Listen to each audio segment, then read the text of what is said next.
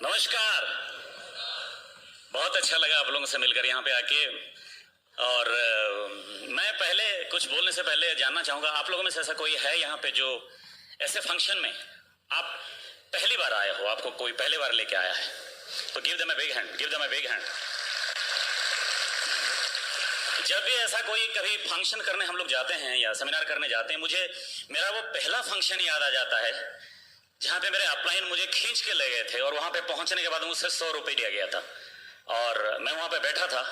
लेकिन अगले ही पल ये सोचता हूँ कि अगर वहाँ पे 100 रुपये देके उस दिन किसी को सुनने नहीं बैठा होता तो आज आप लोग 240 रुपये देके मुझे यहाँ पे सुनने नहीं बैठे होते। हमेशा ये बात दिमाग में मेरा आता है। थोड़े से पैसे कमाने के लिए एक कागज पे दस्तखत क्या कर दी हमने, पूरी जिंदगी ही बदल गई, जिंदगी के रास्ते बदल गए, लेकिन मंजिल वही रहा। जो हम पाना चाहते थे वो हम पा गए। सो थोड़ा सा introduction. Well, we are Tapas and Sushmita from Bhubaneswar, Orissa. चाल तो आप देख ही रहे हैं, बाल के मामले में थोड़े से गरीब हैं पर माल अच्छा है। मैं अपने सर के बाल गिनता रहता हूं, फिलहाल मेरे सर पे 4835 बाल है। क्यों? लोग एमवे का नाम सुन के उस पर पीएचडी कर सकते हैं, मैं अपने सर का बाल नहीं गिन सकता। अपना है भाई। बचपन से दिमाग में एक ही भूत सवार था कि या तो एक्टर बनना है या सिंगर बनना है। आज वो भूत उतरा नहीं है। जहाँ पे मौका मिले, जहाँ पे थोड़ी सी मौका मिले, मैं गाना गा लेता हूँ। आज भी कोशिश करूँगा, लेकिन जैसे मैंने कहा कि जहाँ पे पहुँचना चाहिए था वहाँ पे हम लोग पहुँच गए। जिंदगी में कुछ और करके पैसा कमा सकता था, बहुत रास्ते हैं दुनिया में पैसे कमाने के, कुछ और करके पैसा कमा सकता था, लेकिन दुनिया का सारा पैसा इकट्ठा करके वो सब मैं खरीद नहीं सकता था जो इस बिजनेस ने हमें दिया है। इतना तो गारंटी है। यहाँ पे ऐसे बहुत सारे लोग होंगे जिनकी जिंदगी अच्छी होगी, आपके साथ सब कुछ अच्छा होगा। कोई मतलब ऐसा कुछ नहीं कि आपको लग रहा है कि कुछ अच्छा नहीं है, लेकिन इतना सब कुछ कर लेने के बाद भी, दुनिया की सारी मटेरियल चीजें खरीद लेने के बाद भी, अगर आपको ये लगता है कि नहीं कुछ और होना चाहिए था, कुछ और होता तो अच्छा होता, कुछ रह गया, अगर ऐसी थोड़ी सी भी फीलिंग्स आपके दिल में आ रही है तो भगवान आपको आज सही जगह पे भगवान ने बिठाया है। हम आपको कोई ज्ञान नहीं देंगे, इतने ज्ञानी भी नहीं है। और सही बात है कि अगर इतने ज्ञानी होते तो थोड़ी ना इस बिजनेस में रह पाते, है ना। हम आपको ये नहीं बताने आए हैं कि हम इस बिजनेस से कितने पैसा कमा रहे हैं, बल्कि हम आपको ये बताने आए हैं कि आप इस बिजनेस से कितना पैसा कमा सकते हो। हम आपको ये बताने नहीं आए कि हमारी लाइफस्टाइल क्या है, हम आपको ये बताने आए हैं कि इस बिजनेस के थ्रू आप कैसे लाइफस्टाइल पा सकते हो। हम आपको ये नहीं बताने आए हैं कि हम दुनिया में कहाँ पे हैं, बल्कि हम आपको ये बताने आए हैं कि इस बिजनेस में आप दुनिया में कहाँ पे पहुंच सकते हो। क्योंकि जरूरी नहीं कि आप कहाँ पे हो, जरूरी ये है कि आप कहाँ जाना चाहते हो, कहाँ पहुंचना चाहते हो। ये जिंदगी में जरूरी होता है। हम इस बिजनेस में क्यों आए, कैसे आए और हमने इस बिजनेस को हमने कैसे बिल्ड किया, वो सब आपको बताएंगे। लेकिन उससे पहले मैं आपको फिर से रिमाइंड कर दूं कि मैं शादीशुदा हूं और इतनी देर से जो मेरे साथ खड़ी हो मेरी पत्नी है। नहीं हंसी मत, शादी करना और शादीशुदा रहना दोनों अलग बात है। शादी निभाना और शादीशुदा रहना कोई मजाक नहीं है। एक बार 4 आदमी मर के ऊपर गए और चारों लोगों ने भगवान के पास अपना अपना लॉबी कर रहे थे कि वो स्वर्ग में जाएंगे। पहले आदमी ने कहा, भगवान मैं एक पुजारी था, मैंने बहुत जिंदगी भर आपकी पूजा की है, सब कुछ किया, तो मुझे स्वर्ग में भेज दो। भगवान का इसे नरक में भेजो। दूसरी बार एक समाज से भी आया, बोला कि भगवान मैंने बहुत लोगों की सेवा की है और आप मुझे स्वर्ग में भेज दो। भगवान का इसको भी नरक में भेजो। तीसरी बार एक डॉक्टर आया, बोले भगवान मैंने बहुत बीमार लोगों की सेवा की है और मेरा तो स्वर्ग बनता ही है, आप मुझे स्वर्ग में भेज दो। भगवान ने कहा इसको भी नरक में भेजो। फिर चौथा आदमी आया, बोला भगवान मैं शादीशुदा था। इतना ही बोला, भगवान भावुक होकर बोले बस कर पगले, रुलाएगा क्या, चला जा स्वर्ग में, है ना। शादीशुदा होना कोई छोटी बात नहीं है, बहुत बड़ी बात है। और रहना, जब हमने इस बिजनेस को शुरू की तो हमें पता नहीं था कि बिजनेस क्या है, ना इसे पता था ना मुझे पता था। हम दोनों बिजनेस शुरू कर दिया। मैंने इसे एक बार पूछा था कि बिजनेस को करें कि ना करें। वाइफ को पूछते ना हम लोग, रिस्पॉन्स अलग अलग आता है, लेकिन मैंने भी अपनी वाइफ से पूछा था। ऐसा नहीं कि मैंने पूछा था इसीलिए कि वो ना करेगी तो हम नहीं करेंगे, ऐसा था नहीं। मुझे इतना महसूस होता था कि मैं मर्द हूं, लेकिन फिर भी वाइफ है तो मैंने पूछा इसको बिजनेस करें कि ना करें। और उसने मुझे ऐसा कहा कि देखो मुझे पता नहीं ये बिजनेस क्या है, लेकिन मुझे कहीं ऐसा लग रहा है कि मैं इतना पूजा कर रही हूँ, इतना हम लोग भगवान को इतना पूजा कर रहे हैं, इतना सब कुछ कर रहे हैं इसीलिए कि हमारी जिंदगी अच्छी हो जाए। और भगवान के वहाँ मनी ऑर्डर का सिस्टम तो होता नहीं है, और भगवान खुद आते तो नहीं है। कौन जाने कब किस रूप में भगवान आ जाए, मुझे नहीं पता है। पर मुझे लगता है अगर सही लगता है तो कर लो, हो सकता है यही वो चीज है जिससे हमारी जिंदगी बदल जाएगी। और हमने बिजनेस शुरू कर दिया। कभी कभी किसी की मुंह से निकली हुई एक बात आपकी जिंदगी बदल देती है। उसने ये बोल दिया और मैंने बिजनेस शुरू कर लिया। पहले पहले जब हम लोग बिजनेस में आए, ऐसा नहीं कि ये पहले से ही पॉजिटिव की पहाड़ थी और मैं एकदम इसको बहुत मानता था, ऐसा कुछ भी नहीं था। लेकिन इतना है कि ये पहले दिन से मेरे साथ है। पंडित होना जरूरी नहीं है, साथ होना बहुत जरूरी है, और ये हमेशा मेरे साथ है। जब हमने इस बिजनेस को शुरू किया तो इस बिजनेस में बहुत सारे प्रॉब्लम्स आए, चैलेंजेस आए, आते हैं, आते रहेंगे, और प्रॉब्लम्स आते ही हैं। और प्रॉब्लम्स नहीं भी आए तो सफलता का मजा आपको कैसे मिलेगा? तो प्रॉब्लम्स तो आते हैं। लेकिन जब ऐसे प्रॉब्लम्स आए तो इसने मुझे कभी ऐसा नहीं कहा कि नहीं जी हम इसको नहीं करेंगे, हमारा तो होता नहीं है, लोग तो छोड़ देते हैं, कोई तो करता नहीं है, हमको नहीं करना है, हम क्यों मीटिंग में जाएंगे, हम क्यों पैसे खर्च करेंगे, नहीं छोड़ दो, हमारे लिए ये नहीं है। ऐसा उसने कभी भी नहीं बोला, बल्कि इसने मुझे हमेशा अंदर से एहसास दिलाती थी कि कुछ भी हो जाए, नो मैटर व्हाट, मैं आपके साथ हूं। और यही बहुत बड़ी बात है। मैं ये नहीं कहूंगा कि इसने मेरी बहुत मदद की है, यहां पे ध्यान तक पहुंचने में इसका बहुत बड़ा हाथ है। मैं कौन हूं? इसकी पति। परिवार किसका है? हम दोनों का। बच्चे किसके हैं? हम दोनों के। सिक्योरिटी किसको चाहिए? हम दोनों को। इस परिवार का भविष्य किसके लिए अच्छा है? हम दोनों के लिए। तो एक जिम्मेदार पति पत्नी को अपने जिंदगी को संवारने के लिए, अपने बच्चों को फ्यूचर को ठीक करने के लिए जो करना चाहिए हमने वो सब किया। हम ये नहीं कहेंगे कि हमने इसकी मदद की, उसने मेरी मदद की। हम दोनों ने वो सब कुछ किया जो एक जिम्मेदार पति पत्नी को, एक जिम्मेदार माँ बाप को करना चाहिए। सब कुछ वो किया हमने। शादी दो तरह की होती है। एक तो होता है अरेंज मैरिज, जिसमें आप लॉट ऑफ टाइम्स आप अपने वाइफ को देखा भी नहीं है आपने, ऐसा भी शादी होती है कभी कभी। और ऐसी भी शादी होती है जो आप एक दूसरे को पसंद करके करते हो। तो हमारी शादी वैसे हुई थी, हमने एक दूसरे को पसंद करके शादी की थी। आप उसको लव मैरिज का नाम दे सकते हैं। और लव मैरिज की वारंटी तो 1 साल की होती है, और वारंटी पीरियड के बाद नहीं, कुछ लोग सोच रहे हैं कि लव मैरिज की अगर पीरियड वारंटी 1 साल की है तो फिर अरेंज मैरिज की वारंटी कितने दिन है। और नहीं, कुछ लोग ये भी सोचते होंगे कि भाई अगर आप कुछ नहीं लाए तो क्या वारंटी है? उसका कोई वारंटी नहीं है। मेड इन चाइना, कभी भी खत्म हो सकता है ना। और वारंटी पीरियड के बाद हमारा लव तो कहीं चला गया था, मैरिज ही बच गया था। और थैंक गॉड वो भी जाते जाते बच गया। एन वक्त पर एमवे बिजनेस हमारी जिंदगी में आ गई। इधर एमवे ने एबीओ का कार्ड दे दिया, उधर ब्रीट वर्ल्ड ने जिंदगी भर के लिए हैप्पी मैरिड लाइफ का गारंटी कार्ड दे दिया, और हमारी जिंदगी सुधर गई। वरना कुछ भी हो सकता था। बहुत समय लोग आके बोलते हैं ना, सर मेरी वाइफ बहुत नेगेटिव है, मैं उसको कैसे पॉजिटिव करूं? मैं स्टूडियो दिखता हूं क्या? नहीं, आपको पता नहीं है, मेरी वाइफ बहुत नेगेटिव है। वो बोलती है हमको नहीं करना है, हमको मीटिंग में नहीं जाना है, ये नहीं करना है, वो नहीं करना है। आप बोलिए मैं क्या करूं? वाइफ है कि नाइफ है?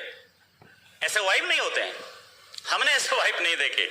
और शादी से पहले क्या होता है, शादी से जब हमने नहीं की थी शादी, तो शादी से पहले सब कुछ कितना सुहाना लगता है ना, कितना फिल्मी लगता है।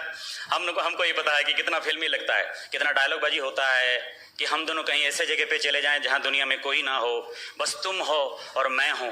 हम एक रोटी बनाएंगे और आधा आधा खाएंगे, है ना। तुम मेरे आंसू पी लेना, मैं तुम्हारे आंसू पी लूंगा।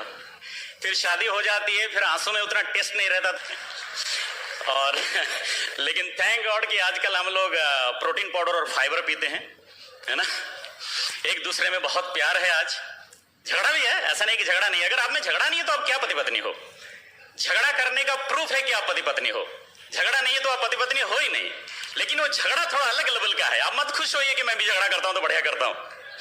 उस झगड़े का लेवल थोड़ा अलग होना चाहिए, लेकिन झगड़ा होना जरूरी है। कभी कभी मैं जब मैरिज नहीं हुई थी मेरे, मैं सोचता था लोगों को देख के कि यार ये पति पत्नी इतना झगड़ रहे हैं, इतना झगड़ा कर रहे हैं, फिर एक साथ कैसे रहते हैं ये दोनों। लेकिन बाद में पता लगा कि पति पत्नी के बीच झगड़ा और प्यार के बीच और कोई रिश्ता नहीं होता। या तो झगड़ा होता है या फिर प्यार होता है, और कोई रिश्ता होता ही नहीं। और इस वजह से ने थैंक गॉड हमको समझाया कि पति पत्नी का रिलेशनशिप क्या है। और आज हम लोग बहुत एक साथ हैं, एक दूसरे को प्यार करते हैं, और पति पत्नी का जो असली मतलब कहते हैं ना, शादी तो सब करते हैं, एक साथ तो सब रहते हैं, लेकिन पति पत्नी किसको कहलाते हैं, इस बिजनेस ने हमको पहली बार सिखाया। और हम आज गर्व से कह सकते हैं कि हम एक पति पत्नी की जिंदगी गुजार रहे हैं। मैं चाहूंगा कि वो आपसे कुछ बोले। With all of your help, please help me welcome my wife, my only wife, Susmita एलदाज। Thank you. आप सबको हम दोनों का प्यार भरा नमस्कार। और यहाँ पे बहुत सारे लेडीज़ हैं, अच्छा लग रहा है आप सबको देख के। लेडीज़ मुझे एक बार बोली, आप सब कैसे हैं? बढ़िया हैं। कितना अच्छा लगता है ना जब सबके सामने हस्बैंड इतना तारीफ करते हैं हमारा। वरना बच्चे संभालो, घर संभालो, हस्बैंड को भी संभालो, और सबके लिए सब कुछ कर कर के अपना हेल्थ और दिमाग खराब करो, फिर सुनने को ये मिलता है कि तुम घर में बैठ के करते क्या हो। पर थैंक्स टू गॉड कि आज हमारे लाइफ में एमबीए बिजनेस और बीट सिस्टम है। वो हमसे हर चीज़ करवा भी लेती है और तारीफ भी मिल जाती है। और लेडीज़ आप मुझे बोल सकते हैं, आप सबको तारीफ चाहिए? तो फ्रेंड्स, दिल से इस बिजनेस को बिल्ड करिए, एक दिन आपको भी सब कुछ मिल जाएगा। पहले तो मैं भगवान को बहुत बहुत थैंक्स कहूँगी कि पिछले जन्म में ज़रूर कुछ अच्छा कर्म किए थे जो इस जन्म में एमबीए बिजनेस मिल गया। और थैंक्स कहूँगी मेरे मम्मी पापा, इन लॉज, मेरे हस्बैंड, मेरे बच्चे और हम दोनों का वंडरफुल टीममेट्स को। खास करके बहुत बहुत थैंक्स कहूँगी हम दोनों का अपलायंस संजय अंजू भाभी जी, श्रवण भैया और संगीता भाभी जी को। अगर ये अपलायंस हमारे साथ नहीं रहते, इस बिज़नेस में नहीं रहते, तो शायद हम भी इस बिज़नेस में नहीं रहते। और हम ब्राह्मण परिवार में पैदा हुए थे और शादी भी ब्राह्मण परिवार में हो गई। और मेरे पापा पुलिस ऑफिसर थे और मम्मी हाउसवाइफ। हम 4 भाई बहन, मेरे 2 बड़े भाई इंजीनियर हैं। और सबसे अच्छी बात है कि मेरे बड़े भैया और भाभी इस बिज़नेस में फाउंडर प्लेटिनम गोइंग एमरल्ड हैं। और मेरी छोटी बहन एक डॉक्टर की वाइफ है। बचपन बड़े लाड प्यार से गुजरा था, सब कुछ दिए थे पिताजी ने, कुछ भी कमी नहीं किए थे। लेकिन मैंने कभी भी नहीं देखा कि पिताजी खुद के लिए टाइम दे पा रहे हैं, खुद का हेल्थ का केयर ले पा रहे हैं, या हम लोगों को टाइम दे पा रहे हैं। तब मैं थोड़ा कंफ्यूज थी कि मुझे नौकरी वाले से शादी करनी है या नहीं। पर थैंक्स टू गॉड मुझे भगवान ने ऐसे आदमी से शादी करा दी जो कभी नौकरी करना चाहता ही नहीं था। फिर जब मेरे पापा रिटायर्ड होकर घर पे आए तो उनको एक के बाद एक डिजीज अटैक करने लगा, जो कि मैं अपने हस्बैंड के साथ कभी भी नहीं चाहती थी। भगवान का लाख लाख शुक्र हो कि मुझे एक हेल्दी हस्बैंड दे दिए जिसका कोई टेंशन नहीं है। और जब तक वो कुछ ठोस काम नहीं कर लेते तब तक मैं एक पत्नी की भूमिका उनके साथ बखूबी निभाई। आज वो हेल्दी हैं, फ्री हैं, रिलैक्स है, पर बेकार नहीं। और मैं पोस्ट ग्रेजुएट कर रही थी, तभी इन्होंने मुझे प्लान दिखाया और मैंने साइन कर दिया। इनके घर से प्रपोजल आया और हमारी शादी हो गई। बचपन से बहुत ही रिजर्व नेचर की थी, किसी के साथ ज़्यादा बातें नहीं करती थी और रोमांटिक तो कभी थी ही नहीं। लेकिन पता नहीं इनको देख के बहुत अच्छा लगा कि चलो देखने को ठीक ठाक है, शादी कर लेते हैं, क्या प्रॉब्लम है। और मुझे ये नहीं पता था कि लाइफ चलाने के लिए पैसों की ज़रूरत पड़ती है, और ये भी घर चलाने के लिए छोटा मोटा कुछ इनकम करते रहते थे। और जब ज़्यादा पैसों की ज़रूरत पड़ी तो मेडिसिन इंडस्ट्री बिजनेस शुरू कर दिए और हर काम में मैं इनको मदद करती थी। लेकिन ये नहीं कहूँगी कि मैं संतुष्ट थी, क्योंकि ज़्यादातर अगर वाइफ हस्बैंड को मैं सेटिस्फाइड हूँ बोल देती है तो आगे कुछ अच्छा बड़ा काम ना करने का सारा बहाना एक हस्बैंड को मिल जाता है। और फिर मैं कैसे कहती कि मैं संतुष्ट हूँ? कल जब बच्चे बड़े हो जाएंगे उनको क्या बोलूँगी कि मैं कुछ ना पाए संतुष्ट थी, और आप लोग भी वैसे बन जाओ, कुछ ना पाए कंप्रोमाइज़ लाइफ को संतुष्ट बोल दो। लेकिन मैं उनके साथ हमेशा रहती थी, हर काम में मदद करती थी। इसीलिए आज अगर कोई लेडी आके मुझे बोलती है कि भाभी जी मेरे हस्बैंड इस बिज़नेस के लिए एक्साइटेड नहीं है और वो ये बिज़नेस करना नहीं चाहते हैं, तो मैं आज ये कह सकती हूँ कि इसकी वजह आप हो, इसकी जिम्मेदार आप हो, क्योंकि आपके हस्बैंड आपके लाइफ में आपके परिवार के लिए आगे क्या अच्छा करेंगे ना करेंगे वो आपके ऊपर डिपेंड करता है। और अगर कोई लेडी खुद बोलती है कि वो इस बिज़नेस के लिए इंटरेस्टेड नहीं है, वो खुद इस बिज़नेस को करना नहीं चाहती है, मैं आज उसको कह सकती हूँ कि आप बड़े सेल्फिश हो। ना तो आपको परिवार का ख्याल है, ना हस्बैंड का। क्योंकि हम जब बिज़नेस शुरू किए थे तब मैं अपने एक फ्रेंड को इस बिज़नेस को दिखाई थी। उस फ्रेंड ने बिज़नेस देखने के बाद मुझे बोला, सुष्मिता मेरे पास तो सब कुछ है, मैं क्यों इस बिज़नेस को करूं? सब कुछ मतलब समझते हैं आप? घर, गाड़ी, टीवी, फ्रिज, एसी, ज्वेलरी, पैसा, ये सब कुछ।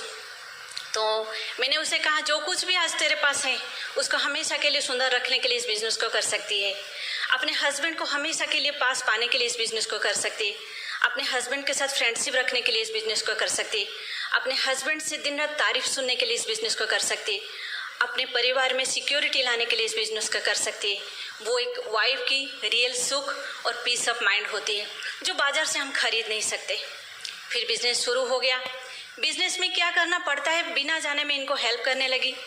और मुझे बाद में पता चला कि इसमें ऐसा कुछ नया काम नहीं है, क्योंकि बाज़ार से सामान खरीद के लाते हैं तो उसके बारे में हम बोल सकते हैं, तो अपने प्रोडक्ट्स के बारे में अपने परिवार की भलाई के लिए क्यों ना बोले। फिर मैंने सोचा ये अच्छा है, वो अच्छा है बोल के दुकानदार और कंपनी का प्रॉफिट करने से अच्छा है कि खुद का प्रॉफिट करो। तो मैं कर पाई और धीरे धीरे पिन चेंज होता गया और आज हम आपके सामने हैं। लेकिन ये सब कुछ जितनी जल्दी मैंने बोल दिया, ये सब कुछ इतना आसान नहीं था। जब हम बिज़नेस शुरू किए तब इनका मेडिसिन इंडस्ट्री बिज़नेस ख़त्म हो गया था। इसका मतलब हमारे पास पैसा नहीं था। और मेरी एक बेटी 7 साल की थी। हम लोग तब 10-10 रुपया के लिए भी तरस जाते थे और तभी भी हम बच्चे को लेके, इस बिज़नेस को लेके कभी भी खुद को कभी भी नेगेटिव नहीं देते थे। ऐसा हालत था कभी कभी कि हम बिज़नेस के लिए बाहर निकल जाते थे और आते आते इतना लेट हो जाता था कि मेरी बेटी बिना खाए सो जाती थी। हम दरवाज़ा को 4-5 बार नॉक करने के बाद मेरी बेटी दरवाज़ा खोलती थी। ऐसा भी हालत था कि कितनी बार हम बिना खाए रात को सो गए थे। मेरी बेटी को स्कूल में कितनी बार दोबारा एडमिशन लेना पड़ा है। मेरी बेटी के छोटी छोटी डिमांड को पूरा करने के लिए एक माँ को कितना मुश्किल पड़ा होगा। हम सब माँ को बहुत पसंद करते हैं, अपने माँ सबको प्यारी है, लेकिन जब हम बच्ची को कुछ नहीं दे पाते तो बहुत खराब लगता है। आई एम सॉरी, क्योंकि जब भी ये सिचुएशन आता है खुद मेरे को थोड़ा सा मैं इमोशनल फील कर लेती हूँ। फिर बिज़नेस शुरू हो गया। फिर हम लोग सिल्वर गए और सिल्वर के बाद गोल्ड भी गए। और जब गोल्ड के बाद मेरी छोटी बेटी पैदा हो गई और पैदा होते ही पता चला कि उसका बर्थ प्रॉब्लम है और उसका बोन्स अपने आप फ्रैक्चर हो जाती थी। कि साल में उसको हम लेके हॉस्पिटल जाते थे, उसका ऑपरेशन करते थे, बिजनेस मीटिंग में आते थे।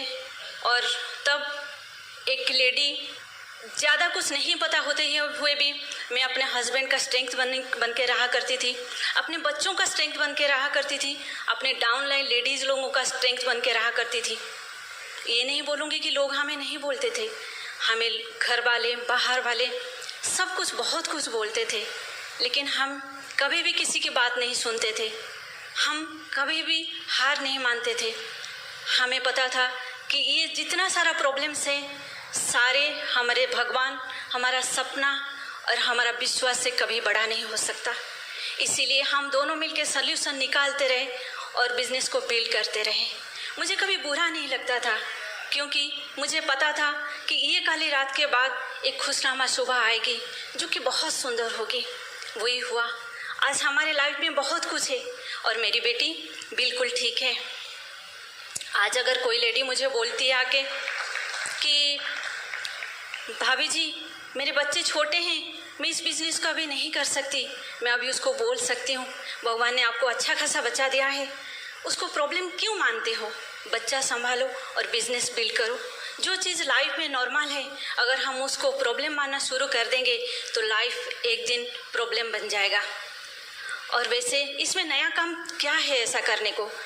लोगों से बात करना है और लोगों के साथ रिलेशनशिप बिल्ड करना है।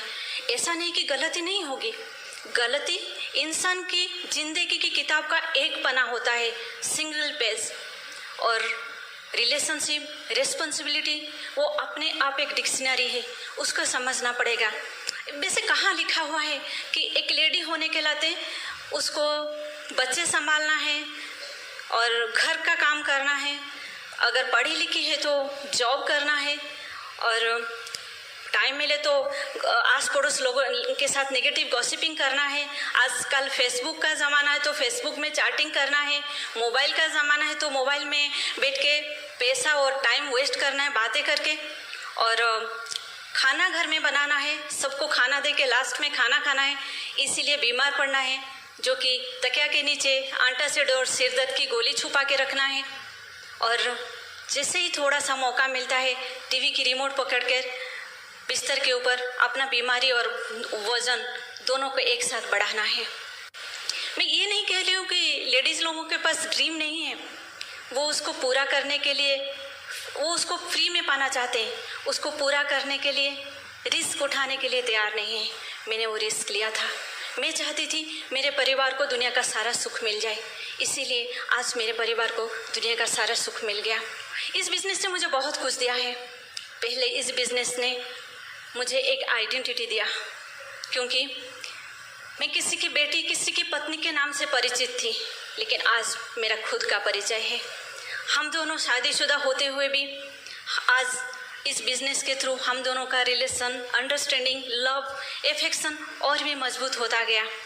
एक शादीशुदा लेडी को एक फुल टाइम हस्बैंड मिलता है, जिसके साथ वो सारा डिसीजन एक साथ लेते हैं।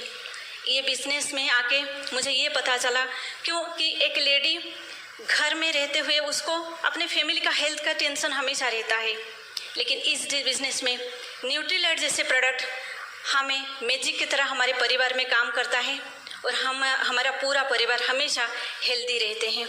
एक लेडी खुद को हमेशा के लिए लंबे समय तक यंग और सुंदर रखना पसंद करती है, और इस बिज़नेस में आर्टिस्ट्री और एटीट्यूड जैसे प्रोडक्ट हमें लंबे समय तक यंग और सुंदर रखता है। हम लेडीज़ लोग घर में यूज़ करने वाले प्रोडक्ट्स को लेके हमेशा कंफ्यूज रहते हैं, इसीलिए बार बार ब्रांड बदलते रहते हैं और मॉल में जाके दूसरा प्रोडक्ट्स खरीदते रहते हैं। लेकिन यहाँ पे होम केयर और पर्सनल केयर जैसे प्रोडक्ट से हम कंफ्यूज नहीं, सेटिस्फाइड रहते हैं। एक लेडी माँ तो बन जाती है, लेकिन उसको हमेशा ये डर रहता है कि पता नहीं मेरे बच्चे बड़े होके कैसे बनेंगे। लेकिन इस बिज़नेस में जो ब्रीड सिस्टम है, उस सिस्टम से इतना वैल्यू और एथिक्स एक बच्चे को मिलता है, वो कभी बिगड़ता नहीं, वो अपना रिस्पॉन्सिबिलिटी खुद लेना शुरू कर देता है। एक लेडी अपने आप को हमेशा कंफ्यूज फील करती है, इनसिक्योर फील करती है, लेकिन इस बिज़नेस में 4-5 साल काम करने के बाद उसको पैसों की टेंशन नहीं रहती है, चाहे वो या उसके हस्बैंड इस बिज़नेस को आगे चलाए या ना चलाए, जो कि किसी के बिज़नेस में, किसी भी बिज़नेस में नहीं है। और बोनस में बहुत सारे लोगों का प्यार, आशीर्वाद, फॉरेन ट्रिप फ्री में मिलता है। दुनिया में बहुत सारे बिजनेस है जिसको लोगों ने बनाया, लेकिन एमबे बिजनेस और ब्रिज सिस्टम को भगवान ने बनाया, जो कि दुनिया का best of the best business और सिस्टम है। आज मैं समझ रही हूँ, अगर मैं एक डॉक्टर, एक बिजनेसमैन या एक इंजीनियर की वाइफ होती तो शायद मुझे दुनिया का इतना सारा सुख नहीं मिलता। एक साथ मुझे इतना सारा सुख, एक साथ मैं इतना एंजॉय नहीं कर पाती। आज हम 10 साल से बहुत सारे कंट्री जाके घूम के आ चुके हैं। मेरे बच्चे इस बिज़नेस के थ्रू बहुत सारे कंट्री जाके आ चुके हैं। हम लोग कभी ये नहीं सोच सकते कि हम लोग कभी ऑस्ट्रेलिया जा सकते हैं, स्विट्ज़रलैंड जा सकते हैं या कनाडा जा सकते हैं। थ्रू दिस बिज़नेस ये सब संभव हो पाया। आज हम लोगों के पास सारा सुख है, और भगवान को आज यही प्रार्थना करती हूँ कि भगवान अगले जन्म में जब कुछ कभी भी मुझे पैदा करना तो एक सक्सेसफुल एमबे डिस्ट्रीब्यूटर की वाइफ बनाना, बल्कि इस बिज़नेस के थ्रू हम दोनों को हमेशा जोड़ के रखना। हम अपना लाइफ को बहुत आगे तक लेंगे, बहुत सारे लोगों को हेल्प करेंगे, बहुत सारे बच्चों को खुशी देंगे, सुख देंगे। और आज आपको मेरे हस्बैंड से सुनने से पहले मैं आपको यही बोल के ख़त्म करूँगी कि फ्रेंड्स, सक्सेस राइट डिसीजन के बाद आता है और राइट डिसीजन फेल्यूर के बाद आता है। तो लेडीज़, फेल्यूर से डरना मत, घबराना मत, खुद के ऊपर, भगवान के ऊपर हमेशा विश्वास रखना। आप भी सफलता पा सकते हैं, आप भी सफलता पा सकते हैं और आप भी सक्सेस हो सकते हैं। Thank you, wish you all the best, God bless you. Back to my husband. Okay, awesome. This is lady power.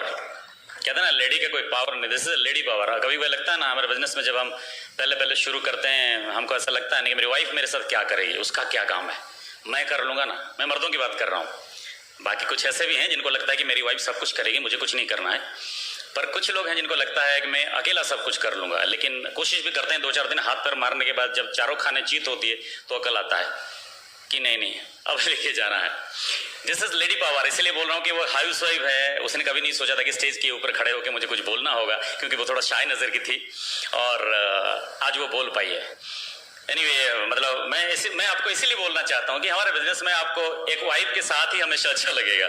You will feel good with your wife, है ना। कितने लोगों को ऐसा लगता है ना। जिनको नहीं लगता आगे जाके लगेगा, अभी नहीं समझ में आया। और जिन्होंने शादी नहीं की उनसे मैंने पूछा ही नहीं, है ना। एक लड़का एक बार एक डॉक्टर के पास गया और डॉक्टर से पूछा कि डॉक्टर साहब मुझे कुछ ऐसा बताइए कि मैं लंबी जिंदगी जी सकूं। डॉक्टर साहब ने कहा शादी कर लो। तो इसने पूछा कि डॉक्टर साहब क्या शादी करने से मैं लंबी जिंदगी जी जाऊंगा। डॉक्टर साहब ने बोला नहीं ऐसा नहीं है, लेकिन शादी करने के बाद ऐसा ख्याल तुम्हारे दिमाग में आएंगे ही नहीं, है ना। और मतलब वो नॉर्मली होता है लाइफ में, पर यहाँ पे हमारे यहाँ पे वो नहीं होता है। यहाँ पे हम पति पत्नी बड़े आराम से रहते हैं, बनी हुई। फिर से मैं तपश, पहले घर में रहता था, अब लोगों के दिलों में रहता हूँ।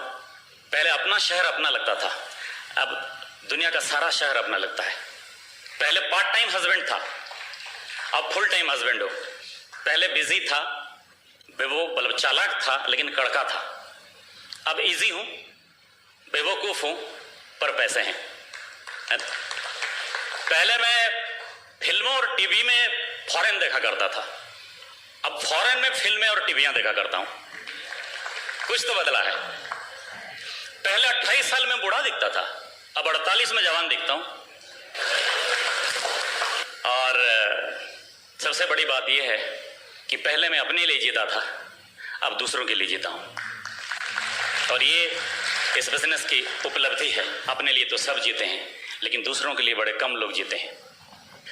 उड़ीसा का एक छोटा शहर बारीपदा में मेरी पैदाइश हुई थी और मैं वहीं पे पला बढ़ा। पिताजी कॉन्ट्रैक्टर थे, हम 4 भाई बहनें थे, मैं घर में छोटा था। और छोटा था तो लाडला था, नॉर्मली वो होता है। और बचपन से मिडिल क्लास फैमिली, हम मिडिल क्लास फैमिली थे तो मिडिल क्लास फैमिली में जो कुछ होता है वो हमारे फैमिली में वैसे ही सब कुछ होता था।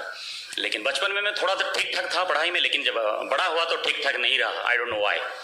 मैं परिवार के साथ फिल्में देखा करता था और बचपन से एक दिमाग में कहीं पे वो भूत चला जाता है ना, किसी के भूत चला गया कि मुझे एक्टर बनना है या सिंगर बनना है। भगवान का दिया हुआ थोड़ा टैलेंट भी था तो मैं एक्टिंग करने लगा और सिंगिंग करने लगा। और जब मैं मेरी पढ़ाई क्यों नहीं अच्छी हुई वही बताता हूँ। जब मैं पढ़ाई 9th क्लास में 6th क्लास से शुरू हुई मेरी पढ़ाई, उसके बाद मेरे लिए सबसे बड़ा प्रॉब्लम था, मैं मैथमेटिक्स में बहुत वीक था। इतना वीक कि आप सोच भी नहीं सकते। मैथमेटिक्स के टीचर को देखने के इतना गुस्सा आता था, मुझे समझ में नहीं आता मैथमेटिक्स क्यों बनाया गया। और उसी चीज़ ने मुझे पूरे परेशान करके रख दिया मेरे पढ़ाई के वक्त में, मुझे समझ में ही नहीं आ रहा था। और मैं जब मैट्रिक का एग्जाम मैंने दिया, मैंने हिसाब की कि नहीं हो जाएगा, पास हो जाएगा। 4 टॉपिक थे, geometry, arithmetic, mensuration and arithmetic, तो और क्या एलजेब्रा, तो चारों में से 8-8 नंबर आएंगे तो 30 मिल ही जाएगा। हम हिसाब करते हैं ना अपने बिजनेस में कि भाई उस ग्रुप से आएगा 300 पीवी, इस ग्रुप से आएगा 700 पीवी, उस ग्रुप से आएगा 1200, इस ग्रुप से आएगा 4000 और हो गया 10,000। बाद में पता लगा कि टोटल पीवी 270 है ना।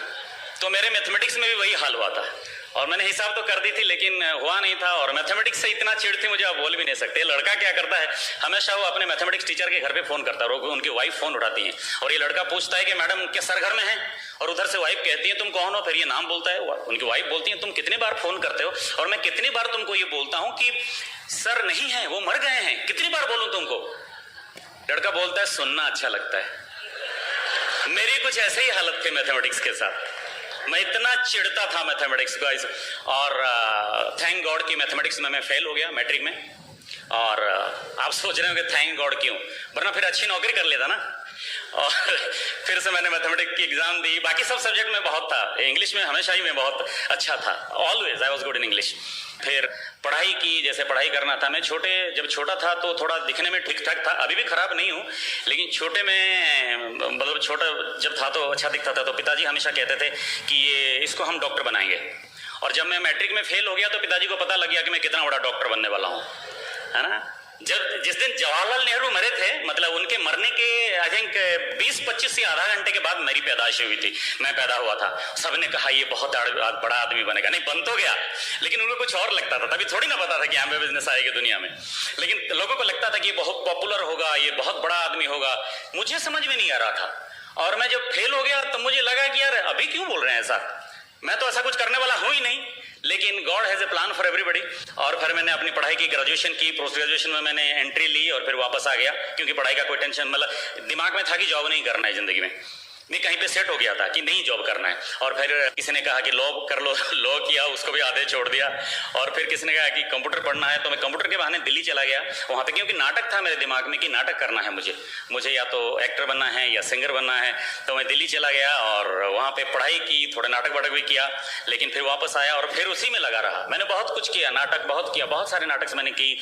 मैंने संगीत नाटक अकादमी का अवार्ड लिया और नाटक में बहुत जोर, मतलब गाना भूल गया था तभी, नाटक में मतलब मस्त हो गया था। और नेशनल स्कूल ऑफ ड्रामा की तरफ से वर्कशॉप था, तो मुझे पुणे में बुलाया गया वहाँ पे वर्कशॉप के लिए। एनएसडी का एक वर्कशॉप होता है, वहाँ पे बुलाया गया, तो वहाँ पे मैं वर्कशॉप में रहा और वहाँ पे अच्छा एक्टर था मैं, तो मतलब लगता था कि कुछ कर जाऊँगा मैं। और वहाँ पे पुणे में था, कुछ दिन स्ट्रगल, कुछ बॉम्बे में गए, कुछ रीजनल सीरियल में मैंने काम की। और फिर उसी वक्त पिताजी की हालत बहुत ख़राब हो गई और मुझे वापस आना पड़ा अपने घर में। और कुछ नहीं, मतलब वहाँ पे सोचता था कुछ करूँगा। घर पे आया, घर पे जब वापस आया तो मुझे ऐसा लगा कि इतने बड़े शहर में था और कुछ हो सकता था उस शहर में, लेकिन यहाँ पे अभी वापस आ गया तो क्या हो सकता है, ये छोटा सा शहर है, यहाँ पे मैं क्या कर सकता हूँ। मन थोड़ा सा टूट गया जैसे कहते हैं। लेकिन आज मुझे ये महसूस हो रहा है कि आप अगर जिंदगी में बड़ा बनना चाहते हो, कुछ करना चाहते हो आप जिंदगी में, तो छोटा बड़ा शहर कुछ भी नहीं होता। आप अगर जंगल के अंदर भी हो तो वहाँ पे बहुत बड़े बन सकते हो। ये मैंने अपने जिंदगी में सीखा।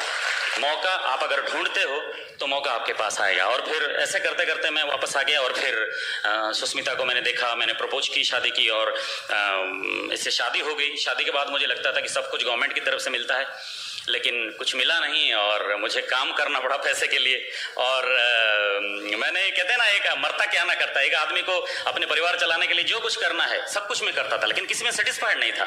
मुझे कहीं भी नहीं लगता था कि मुझे ये करना चाहिए, लेकिन मैं करता रहता था, कुछ ना कुछ करता रहता था। और कभी जर्नलिज्म की, जर्नलिज्म में भी इंटरेस्ट था, तो मैंने जर्नलिज्म भी की और पढ़ाई भी किया।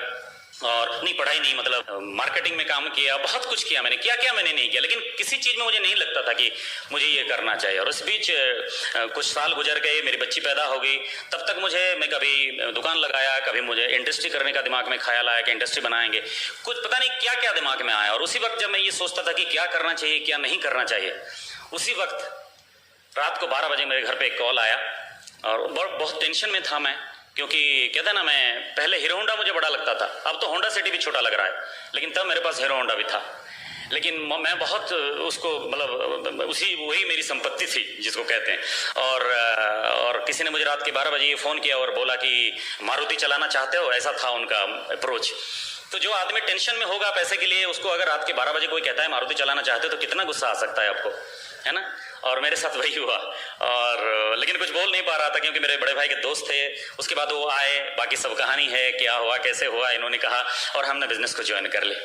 बिजनेस में ज्वाइनिंग हो गई। और लेकिन कुछ नहीं पता था कि बिजनेस में क्या करना है, इसमें क्या है, क्या करना पड़ता है, मुझे कुछ नहीं पता था। इसमें लोगों को हेल्प करना है, क्या करना है, क्योंकि हमारे लिए नई थी ये बात। कोई ऐसा नहीं था कि ये हम जानते थे, हमारे लिए बात नई थी, तो हमको पता ही नहीं था क्या करना है। और बहुत लोगों के साथ ऐसा होता है, आपको पहले पता ही नहीं होता करना क्या है। हमारे साथ भी वही था। लेकिन कुछ दिनों के बाद हमारे अपलाइन ने कहा कि आप चलो, एक फंक्शन है, वहां पे अगर जाओगे तो सोच लाने कि आपका बिजनेस हो गया। जब उन्होंने ऐसा बोला, मैंने कहा चलो फिर जाना चाहिए। मैं चला गया, मुझे कहाँ पता था कि पैसे लगेंगे। वहां पे पहुंचा और उन्होंने मुझे पैसे मांग लिए। बहुत गुस्सा आता था कि यार 100 रुपए देना पड़ेगा मुझे, ये क्या फंक्शन है। फिर मैंने सोचा खाना वाना मिलेगा, वो भी नहीं मिला अंदर जाके। आप लोगों में से बहुत सोचते होंगे। और फिर अंदर गया, फिर बैठा, और एकदम मैं थोड़ा सेल्फ एस्टीम, मेरा लॉ कभी नहीं था, लेकिन मैं वो जो दीवार के पीछे बैठे हैं वैसे ही जगह पे बैठा था कि पीछे बैठेंगे, देखेंगे होता क्या है, क्या करते हैं ये लोग। ऐसा था मेरे लिए, क्योंकि प्लान भी मैंने ऐसे ही देखा था। और फिर पीछे बैठा, तब अमेरिका से स्पीकर आए थे, रमेश रमा। उनको पहली बार मैंने देखा इंग्लिश में।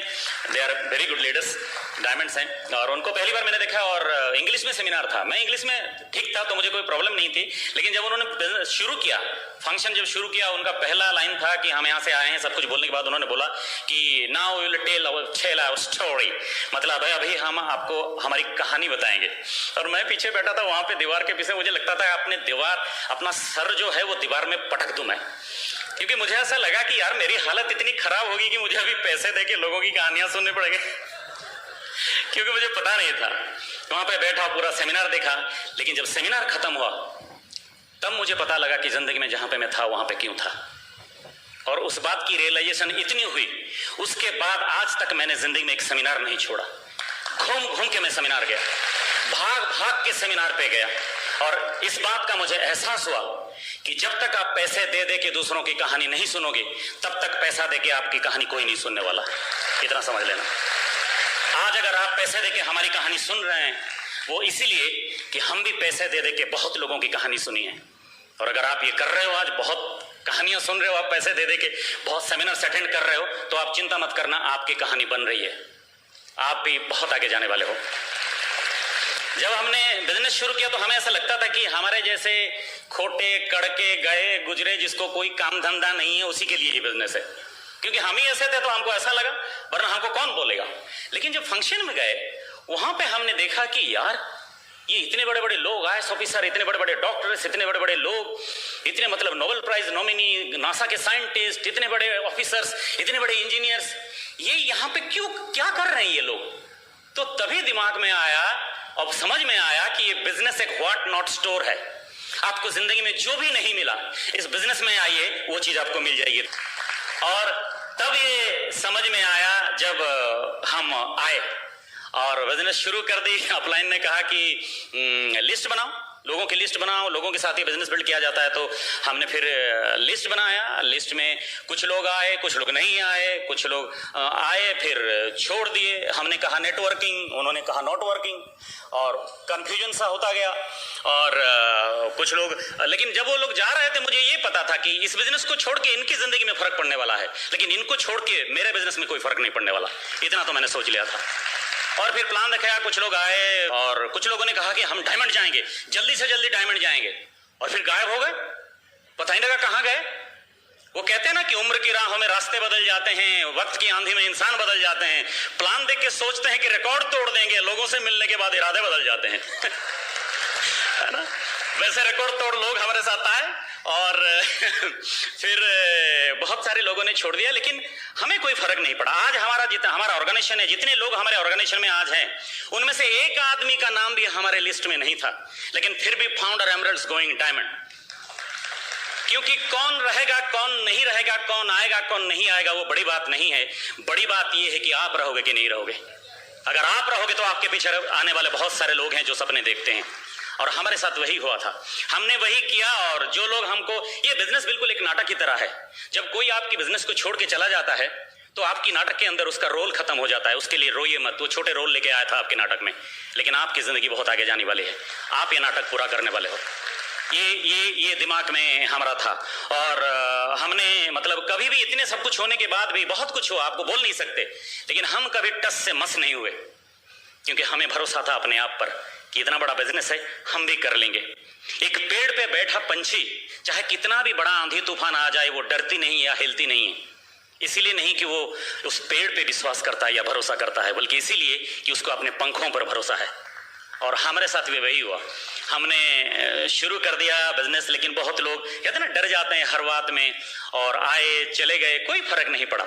और आज भी ऐसा होता है, आज भी ऐसा होता है। लोग बिजनेस में होते हैं, कभी कुछ एमवे के बारे में कोई न्यूज कभी आ जाती है, कभी न्यूज़पेपर में आ जाते हैं, तो लोग भागने लगते हैं, तो उनको पता नहीं क्या हो जाने लगता है। अरे इतना बड़ा जहाज है, समंदर से तो टकराएगी, लहरों से टकराएगी, आप क्यों चिंता करते हो? आप तो जहाज के अंदर बैठे हो, वो तो कैप्टन का टेंशन है, आप अपना बिजनेस बिल्ड करो ना।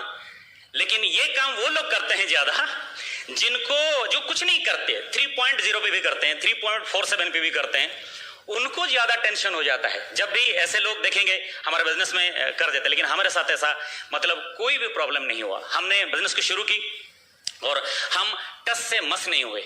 और पहले क्या हुआ, हम बिजनेस के बारे में हमें कुछ नहीं पता था। ऐसा कुछ भी नहीं पता था। लेकिन हम जो भी बोलते थे कॉन्फिडेंस के साथ बोलते थे। जैसे हमारी कंपनी है, ये पहले से ही मेरे साथ था। मैं जब भी कुछ बोलता था मैं बहुत कॉन्फिडेंस के साथ बोलता था और लोगों को लगता था कि ये कुछ बोल रहा है, क्योंकि आपका जो कॉन्फिडेंस है लोग देखते हैं। बाद में कॉन्फिडेंस आया जब इस बिजनेस के बारे में बहुत कुछ पता लगा, लेकिन मैं कुछ नहीं जाने बगैर हम दोनों ऐसे बोलते थे, इतने कॉन्फिडेंस से बोलते थे। कभी हमने कोई शिकायत नहीं की इस बिजनेस में, क्योंकि मंजिल पे पहुंचने वाले कभी शिकायत नहीं करते और शिकायतों में उलझे रहने वाले लोग कभी मंजिल पे नहीं पहुंचते। हमने कभी शिकायत नहीं की इस बिजनेस में। जो सामने आया किया, जो अच्छा लगा वो किया। ठीक है, कुछ लोगों ने हमें गलत समझा, कुछ लोगों को हमने बिजनेस दिखाया, उनको लगा हम फंस गए। सही कहा था उन्होंने, हम इस बिजनेस में ऐसे फंसे कि हमारी जिंदगी ही बदल गई। और वो लोग जहां पे फंसे थे आज तक वहीं पे फंसे हुए हैं, वहां से अभी तक नहीं निकले। 13 साल हो गया। पहले हमने बिजनेस को शुरू किया और बिजनेस शुरू करने के बाद हमारा बिजनेस, जैसे मैंने कहा कि ऊपर गया नीचे गया, ऊपर गया नीचे गया, तो कुछ समझ में नहीं आया कि क्या ऐसे क्यों हो रहा है यार, क्या प्रॉब्लम है। तो हमने फिर जानने की कोशिश की, फिर पता लगा कि एक सिस्टम है ब्रेट वर्ल्ड वाइड। अगर इस सिस्टम के साथ हम जुड़ जाते हैं, इस सिस्टम जो कहती है उसको सुन लेते हैं, तो हमारी बिजनेस ऐसा नहीं होने वाला है और वो आराम से चलेगा। तो जिस दिन से ये पता लगा हम सिस्टम के साथ जुड़ गए, ओपन मीटिंग शुरू किया, ओपन मीटिंग में जाने लगे, सारा सीडी खरीद के लेके आया। किताबें पढ़ना अच्छा नहीं लगता था, फिर भी हमने किताबें पढ़ी, बहुत सारी किताबें लाके पढ़ी और पता लगा कि जिंदगी जो है, सफलता जो है वो किताबों में है। किताबों में सफलता मिलती है। और लोग क्या है, किताबें तो पढ़ते नहीं, स्टेटमेंट देते हैं कि एमबे ऐसा है, एमबे वैसा है। अरे आप अगर राजस्थान में बैठे हो तो आपको क्या पता कि कन्याकुमारी के समंदर में समंदर की गहराई कितना है। उसको नापने के लिए आपको कन्याकुमारी तक आना पड़ेगा। लेकिन हमको ये पता था कि अगर सीखेंगे तो हम सब कुछ बता सकते हैं, सब कुछ बोल सकते हैं। और हमने सीखा, और ये बिजनेस जब हमने बिल्ड किया तो बहुत क्राइसिस के अंदर बिल्ड किया, बहुत क्राइसिस थी हमारे साथ। लेकिन हमने बिजनेस के साथ कभी भी कॉम्प्रोमाइज नहीं किया, जिंदगी में कभी भी नहीं। टूल्स खरीद के लेके आए, सब कुछ किया, मतलब जितना करना था सिस्टम में, आज तक एक मीटिंग नहीं छोड़ी, सब कुछ हमने किया। और कोई गया कोई नहीं गया, हमें फर्क भी नहीं पड़ा। हम आपको ये बता सकते हैं कि हम इस बिजनेस में मतलब क्यों आए, कैसे आए, लेकिन हम आपको ये नहीं बता सकते कि आप बिजनेस में क्यों आए। हमारा जो रीजन था बहुत स्ट्रांग रीजन था। आप अपना रीजन निकालिए और उस चाहते तो सब लोग हैं, लेकिन उसको हासिल करने के लिए ना एक स्ट्रांग रीजन चाहिए और वो पागलपन चाहिए। और वो पागलपन तभी आएगी जब आपकी ड्रीम स्ट्रांग होगी। हमें क्यों नहीं फर्क पड़ा, कभी क्यों नहीं फर्क पड़ा हमें हमारे बिजनेस में? क्योंकि हमारा सपना बड़ा था। हमारे हार की डर से हमारा सपना बड़ा था। जब आपका हार का डर से आपका सपना बड़ा हो जाएगा, जीत का सपना बड़ा हो जाएगा, तो आपको कोई हिला ही नहीं सकता। जंग में उतरने वाला सिपाही के दिमाग में जीत की जुनून इतनी ज्यादा होती है कि उसको हार दिखाई नहीं देता है। और जिंदगी में आप कभी जीतने की कोशिश करते हो तो आपके साथ यही होता है। और अगर सिस्टम, हमने देखा कि सिस्टम को अगर फॉलो करें तो बहुत बड़ा बिजनेस बन सकता है, बहुत कुछ कर सकते हैं। और हमने यही किया। नहीं, कुछ दिन हाथ पैर मारे, इधर उधर किया, अपने ढंग से बिजनेस को चलाया और फिर छोड़ दिया। और फिर एमबे के भूत बन गए। अभी लोगों को दिन में डराते फिरेंगे। मैं भी एमबे में था, मेरा कुछ नहीं हुआ, मैंने छोड़ दिया। क्यों छोड़ दिया? क्यों छोड़ दिया? इसके बाद फाइनेंस मिनिस्टर बनना है आपको? इतनी बड़ी अपॉर्चुनिटी आपको जिंदगी में कभी नहीं मिलने वाली। कहां से मिलेगा इतना बड़ा अपॉर्चुनिटी? घूम फिर के यहीं पे आओगे, या तो फिर इतना नेगेटिव बोल चुके होगे, शर्म से आ ही नहीं पाओगे। कब तक भागोगे आप इस अपॉर्चुनिटी से? हर दूसरे दिन कोई ना कोई इस अपॉर्चुनिटी को आपको दिखाएगा और बोलेगा कि बिजनेस है। हर दूसरे दिन कहां तक भागोगे आप? और आज खुशी खुशी नहीं किया तो कल क्या होगा? कल आपकी दामाद या आपका पोता आपको बुढ़ापे में जबरदस्ती साइन करवा के जाएगा। फिर घर में बैठ के सोचते रहना कि तभी से अगर शुरू करता तो ये मेरे क्राउन लेग में होते। छोड़ दिया। क्यों छोड़ दिया? सीख लेते, कुछ और कर लेते, जो करना है वो कर लेते। छोड़ दिया। बात करते हो सफलता की और बिहेव ऐसे करते हो जैसे मछली पकड़ने आए थे। छोड़ देते हैं लोग। लेकिन हमारे साथ भी ऐसा हुआ, बहुत सारे चैलेंजेस आए, बहुत प्रॉब्लम्स आया हमारे साथ। लेकिन कोई भी प्रॉब्लम हमारे सपने से बड़ा नहीं था।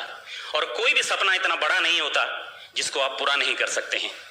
हाँ, हम ये मानते हैं कि हम इतने अमीर नहीं हो सकते कि हम अपने गुजरे हुए कल को खरीद सकें, लेकिन हम इतने गरीब भी नहीं है कि हम अपने आने वाले कल को बदल नहीं सकते हैं। आप अगर चाहें तो अपने आने वाले कल को आप जैसे चाहें वैसे बदल सकते हैं। भरोसा करना पड़ेगा, अपलाइन पे भरोसा करना पड़ेगा। जो भी आपको हाथ पकड़ता है उस पर भरोसा कर लो। मैं तो हमेशा कहता हूं कि इस बिजनेस में एक बार अपने ग्रोइंग अपलाइन का आप हाथ पकड़ लो, जिंदगी भर किसी की पैर पकड़ने की जरूरत नहीं पड़ेगी आपको। इतना गारंटी ले लो आप। भरोसा करना है आपको कि हाँ, मैं इस बिजनेस को अपने अपलाइन के साथ करूंगा। हमको जो अपलाइन ने बोला हमने वो किया। 9% में मुझे याद है मैं गया था अपने अपलाइन श्रवण जी के पास, और उनके पास मैं बैठ के, मुझे आज भी याद है कि मैं जब उनके पास गया तो फिर उन्होंने मुझे कहा कि आपको ये मतलब ड्रीम के बारे में उन्होंने बताया कि भाई हमने ड्रीम देखा था, हमने चिपकाया जो हमें चाहिए था, आप भी कर लो, आपको भी वो मिल जाएगा। उन्होंने मुझे बताया कि आप भी कर लो, आपको भी मिल जाएगा। और हमें कुछ नहीं पता था। उन्होंने गाड़ी की फोटो दी, उन्होंने कहा था बस जी मैंने देखा है कि जो आप सोचते हो उसको अगर लिखते हो, अगर चिपकाते हो, मिल जाएगा। उन्होंने गाड़ी की फोटो दी, मैं घर पे आया, घर में वो गाड़ी का फोटो लगाया, जो उन्होंने बोला था वो वाइफ के साथ बैठ के सारे ड्रीम्स मैंने लिखे कि हमको क्या चाहिए जिंदगी में, सब कुछ लिखा, गाड़ी का फोटो चिपकाया। लोगों ने हंसा, हंसो, मैंने कहा हंसो, नो प्रॉब्लम, लेकिन आखिरी हंसी मैं हंसूंगा। और हंसते रहे लोग। गाड़ी आ गई, जो हमने लिखा था वो सब कुछ मिल गया। पहली गाड़ी आ गई, दूसरी गाड़ी आ गई, अब तीसरी गाड़ी आने वाली है। हम लोग गाड़ी बदलते हैं, खरीदते नहीं है। मजे की बात यही इस बिजनेस में, हमने अपलाइन पे भरोसा किया। कोई ना कोई आपके अपलाइन है जो आपका हाथ पकड़ने के लिए तैयार है। बस आपको ये समझना है कि किसका हाथ में पकड़ूं, किसी एक का हाथ पकड़ लो आप। मुझे आज भी याद है, मैं अपने घर, संजय जी हमारे ग्रेट अपलाइन संजय जैन, वो मतलब हमारे कैसे उनके बारे में बताऊं मुझे नहीं पता है, लेकिन मैं 12% में था तो हम उनके घर पे गए थे। संजय जी आज दुनिया में नहीं है। लोग पूछते हैं ना इस बिजनेस में क्या मिलता है, क्या सिक्योरिटी होती है, सिक्योरिटी किस चिड़िया का नाम है, अगर वो देखना है तो भुवनेश्वर आके हमारे अंजू भाभी को देखिए आपको पता लगेगा कि सिक्योरिटी किस चिड़िया का नाम है। और संजय जी के घर पे हम लोग बैठे थे। मैंने संजय जी से कहा कि संजय जी मुझे आपकी मदद चाहिए। वो सामने बैठे थे, बहुत लंबे थे। वो उन्होंने कहा कि तबस जी ये सामने आपका 6 फुट का आदमी बैठा है, जो चाहिए आप बोलो, मैं आपके साथ हूँ। और क्या चाहिए, और क्या चाहिए आपको? अगर अपलाइन आपके हाथ पकड़ के आपको ऊपर ले, हाँ थोड़ा बदलना पड़ेगा, थोड़ा आपको चेंज होना पड़ेगा तो बदलिए। दुनिया बदल रही है तो हमको भी बदलना पड़ेगा। बहुत सारी चीजें दुनिया में हम हमेशा बदले हैं और यहाँ पे भी बदलेंगे। नई लग रही है तो कोई बात नहीं, हम बदल लेंगे अपने आप को। हम नहीं बदलेंगे तो लोग हमको बदल डालेंगे। एक पापा ने अपने बेटे से कहा कि बेटा तुम मांगो, तुमको क्या मांगना है, तुमने एग्जाम में अच्छा किया है तो मैं तुमको दे दूंगा। तो बेटे ने कहा पापा मुझे एप्पल या ब्लैकबेरी ला दो। तो पापा ने कहा बेटा आम का सीजन है, आम खा लो, है ना।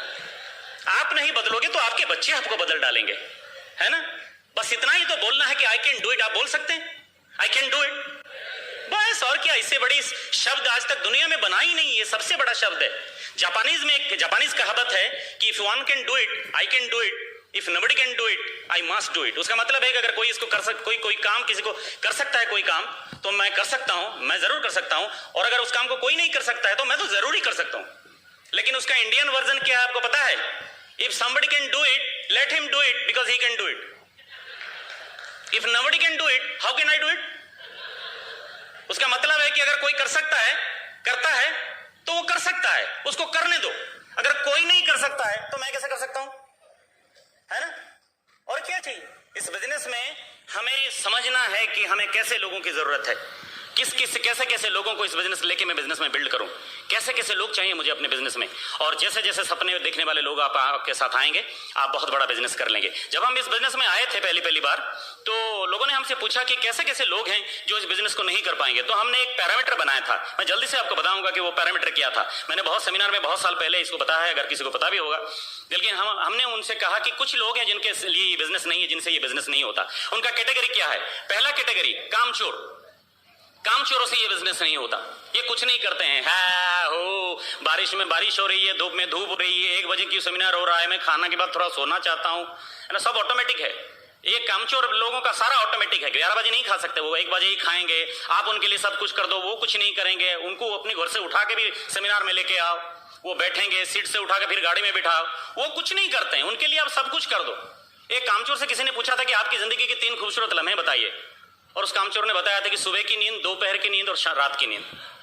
कामचोरों का ये बिजनेस रोज सब कुछ उनका फिक्स है। नहीं मैं खाने के बाद सोता हूं, मैं ये करने के बाद वो करता हूं। ऑटोमेटिक है क्या कि भाई ये कामचोरों के लिए ये बिजनेस नहीं है। कुछ नहीं करेंगे, वो चाहेंगे कि मेरे लिए आप सब कुछ कर दो, मैं बहुत बिजी हूं। कुछ करते धरते है नहीं, लेकिन वो बड़े बिजी हैं। वो कामचोरों का ये बिजनेस नहीं है। वो लोग का है जो काम करने में पसंद रखते हैं। और फिर कमजोर आदमी, ये क से क तक का फॉर्मूला है। कमजोरों से ये बिजनेस नहीं होगा, कमजोर ये बिजनेस नहीं कर सकते। कमजोर आदमी कुछ नहीं करेंगे। बात में 5 लोगों को प्लान दिखाया, उन्होंने मना कर दिया तो तले हुए पापड़ की तरह टूट गए। 4 लोगों ने मना कर दिया, डिप्रेशन। बिजनेस में है, फिर लोगों को पूछते फिरते हो कि चलता है क्या, चलता है क्या? होता नहीं है, होता है, न्यूज़पेपर में आता, अच्छा चलेगा नहीं, पूछते रहते हैं। बिजनेस पे फोकस नहीं है, कमजोर है अंदर से, इतने कमजोर है कि आप सोच नहीं सकते। किसको पूछ रहे हो?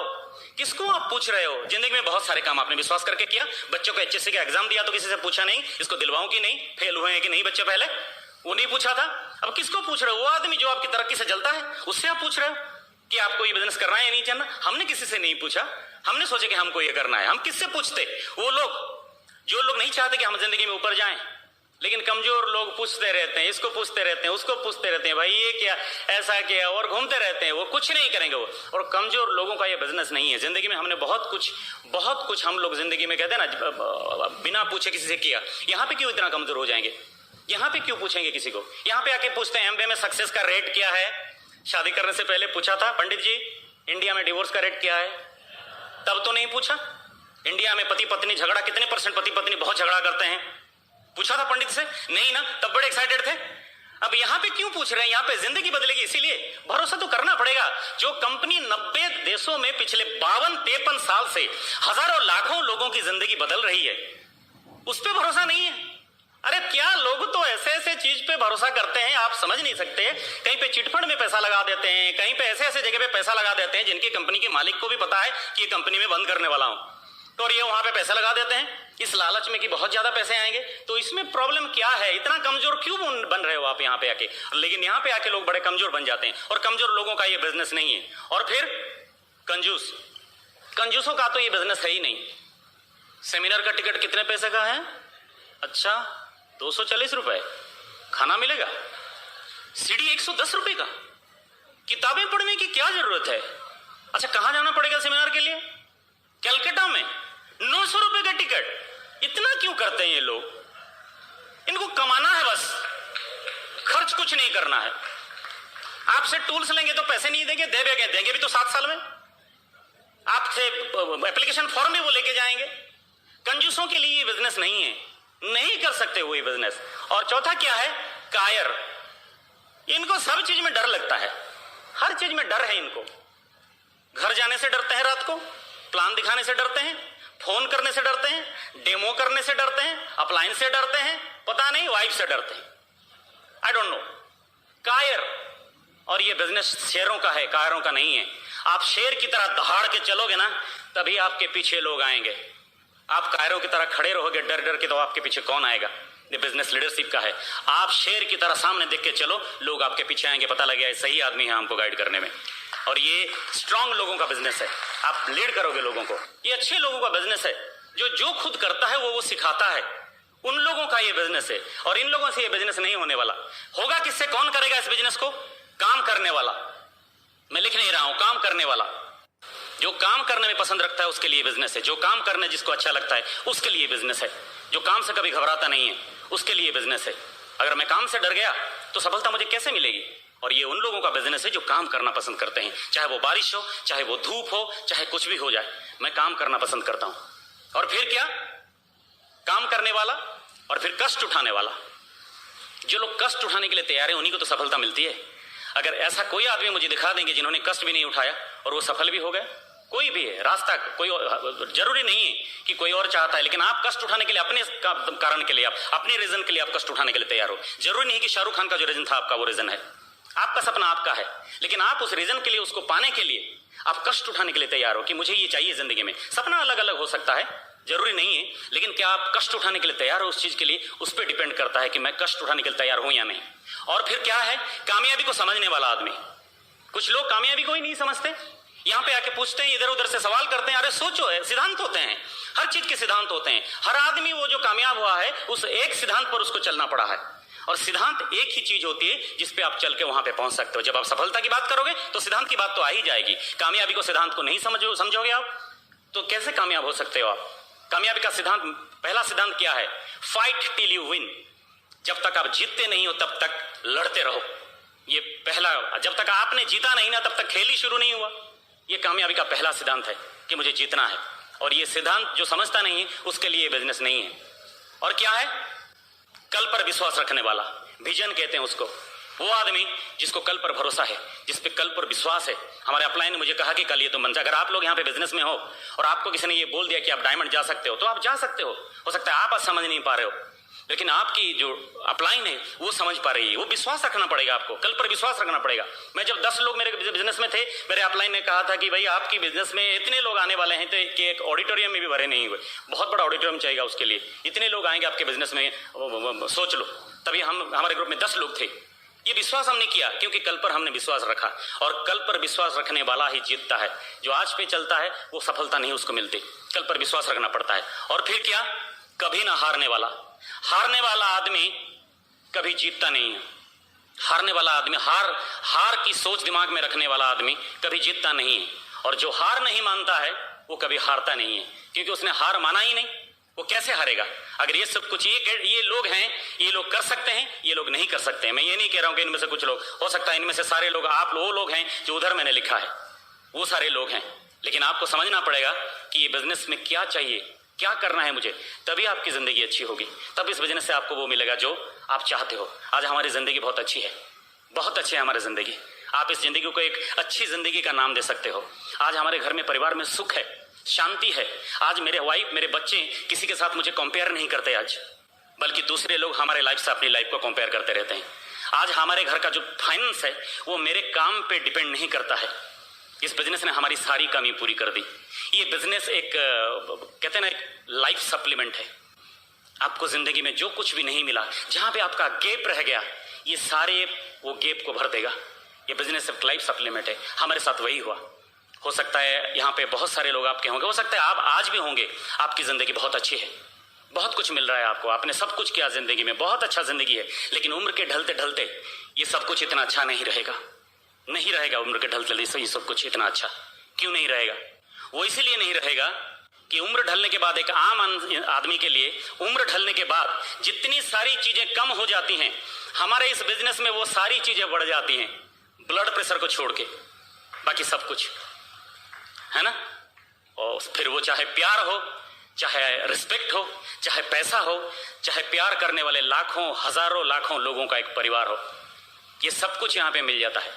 लेकिन आपको उसके लिए सोचना पड़ेगा कि हाँ ये मुझे मिल सकता है ना। ये इंसान भी विचित्र प्राणी है। मैं हमेशा इस बात को लेकर कंफ्यूज्ड हूं। ये इंसान बहुत विचित्र प्राणी है। इसको सफलता चाहिए लेकिन बोलने से कतराता है। सफल होने के लिए आप रास्ता दिखाओ तो बहाने बनाता है। आप ये जिंदगी को 50 साल तक घुट घुट के वो जी सकता है, मर मर के जी सकता है, लेकिन 5 साल अपने आप को बदल के अपनी जिंदगी को बदलना उसको मंजूर नहीं है, बहाने बनाता है। दूसरों के लिए क्या भला है, क्या अच्छा है, क्या करना चाहिए, क्या नहीं करना है, पूरी दुनिया को सलाह देता फिरता है, लेकिन अपनी जिंदगी के लिए क्या अच्छा है, क्या बुरा है, समझ में नहीं पाता। ये इंसान है। ये वो इंसान है जो चाहते कि उसके पास सब कुछ हो, लेकिन बोलने से कतराता है। और ये वही इंसान है, बोलने से इसीलिए कतराता है कि कहीं वो छोटा ना हो जाए। ये वो इंसान है जो दूसरों की तरक्की से जलता है, दूसरों की तरक्की देख के चुपचाप अफसोस करता है। लेकिन ये वही इंसान है जो अपनी तरक्की के लिए कोई रास्ता अपनाना नहीं चाहता, क्योंकि वो आसान नहीं होता। ये वो इंसान है जो समय को बेमतलब बर्बाद करता रहता है। और ये वही इंसान है जिसको उस समय को यूटिलाइज करने का सही वक्त आता है तो कहता है मैं तो बहुत बिजी हूं, मेरे पास समय नहीं है। ये वो इंसान है जो ये समझता है कि सफल होने के लिए सफलता के सिद्धांत को समझना पड़ता है। लेकिन यही इंसान है, वही इंसान है जो पूछता रहता है कि सारे लोग सफल क्यों नहीं होते हैं, बार बार ये पूछता रहता है। ये वही इंसान है जो अपनी नौकरी से खुश नहीं है, जो अपने बिजनेस से परेशान है, जिसके मन में शांति नहीं है। लेकिन ये वही इंसान है जिसको कुछ दिखा तो कहता मेरे I am all right, I am satisfied, सब कुछ तो है मेरे पास। ये वही इंसान है जो चाहता है कि हमेशा चाहता है कि मेरे साथ वो हो जाता, काश मेरे साथ वो हो जाता, मुझे इतना पैसा मिल जाता, मैं बड़ा आदमी बन जाता, मेरे पास वो घर हो जाता, मेरे पास वो गाड़ी हो जाती। लेकिन ये वही इंसान है जिसको कुछ करने को बोलो तो कहता है भगवान का दिया हुआ सब कुछ तो है मेरे पास, और क्या चाहिए मुझे। ये वही इंसान है जो अपने बच्चों से हर चीज में अव्वल आने की उम्मीद रखता है और बच्चों को दुनिया भर की मिसालें देके बच्चों को हर चीज में टॉप आने को प्रोत्साहित करता है। लेकिन ये वही इंसान है जिसकी खुद की बारी आती है तो कहता है ये मेरे से नहीं होगा, मैं नहीं कर सकता।